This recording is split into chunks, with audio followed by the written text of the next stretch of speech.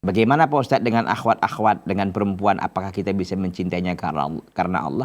Iya, tentu semua kaum muslimin dan kaum muslimat kita mencintai mereka karena Allah.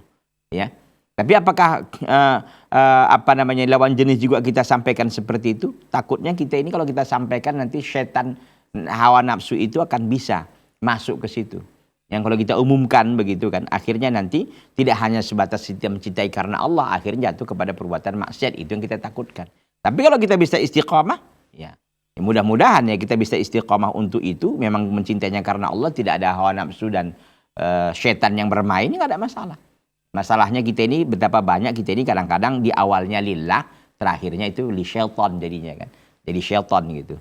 Di awalnya fisabilillah, terakhirnya di sabilu syaitan kan. Nah, ini yang berat. Makanya kita kalau memang tak mampu kita seperti itu ya kita kepada ikhwan-ikhwan saja dulu yang kita umumkan bahwa kita mencintainya karena Allah Subhanahu wa taala dan kita istiqomah tentu di situ.